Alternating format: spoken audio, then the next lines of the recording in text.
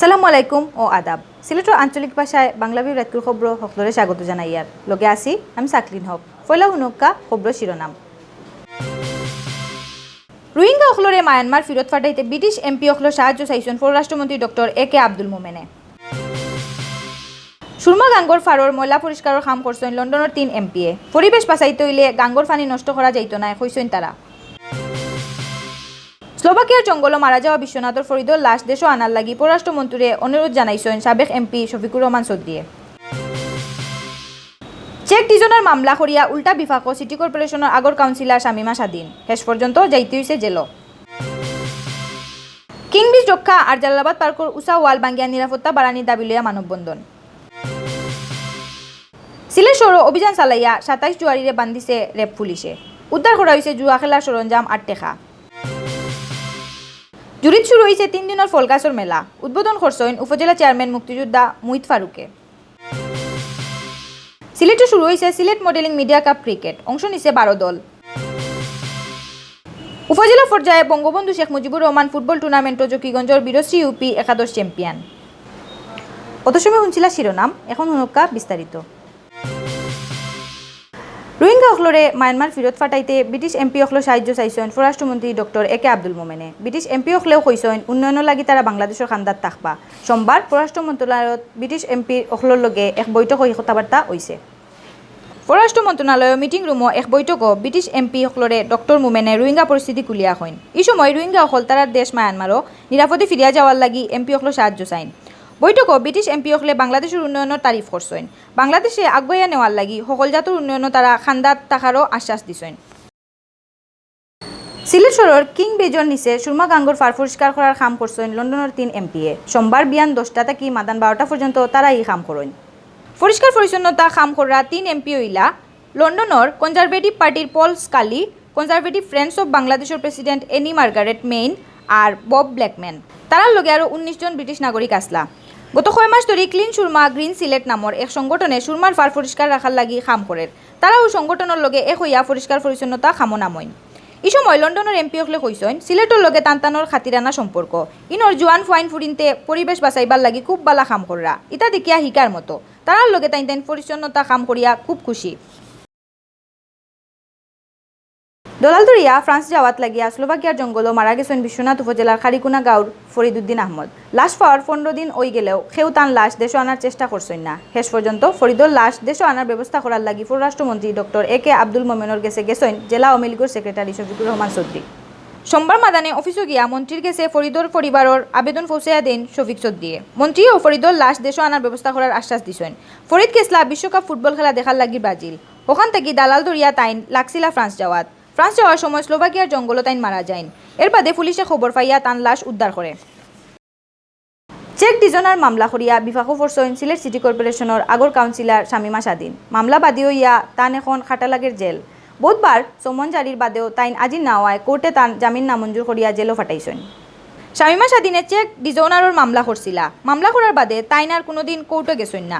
কোর্টে তান রেখো একবার সমন দিছে। ইতা তাইন আর ফরোয়াও করছেন না। শেষ পর্যন্ত কোর্টে তান উফরে ওয়ারেন্ট জারি করছে। ওয়ারেন্ট নিয়া রবিবার শামিমা স্বাধীন গেছলা কোর্টও জামিন লওয়াত, কিন্তু কোর্টর বিচারকে তানরে জামিন না দিয়া জেলও ফাটাই দিছেন। কিং ব্রিজে ঐতিহ্যের মর্যাদা দিয়া সংরক্ষণ আর জালালাবাদ পার্কর উষা ওয়াল ভাঙ্গিয়া নিরাপত্তা নিশ্চিত করার দাবি লইয়া মানববন্ধন হইছে।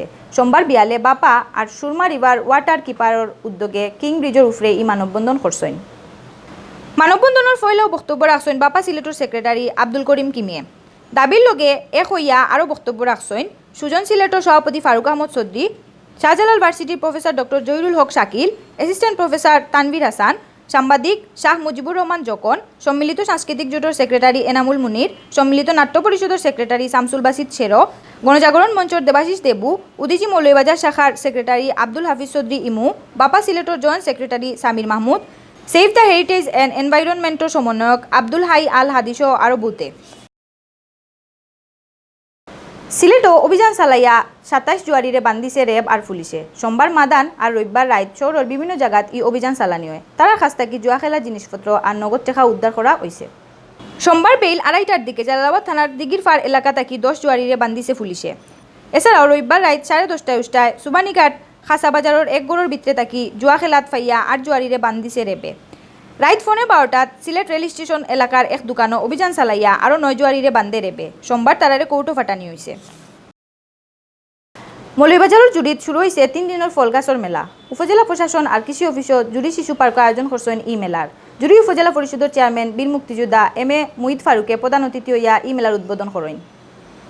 ইউএনও অসীম চন্দ্র বণিকর সভাপতিত্বে আর কৃষি কর্মকর্তা আজিজুল ইসলাম খানের পরিচালনায় বিশেষ অতিথি আসলা উপজেলা আওয়ামী লীগের আহ্বায়ক বদরুল হোসেন, জুড়ি থানার ওসি জাহাঙ্গীর হোসেন সর্দার, উপজেলা ভারপ্রাপ্ত কৃষি অফিসার জসিমউদ্দিন, জুড়ি উপজেলা পরিষদের ভাইস চেয়ারম্যান রিঙ্কু রঞ্জন দাস আর মহিলা ভাইস চেয়ারম্যান রঞ্জিতা শর্মা সহ আরও বোধ।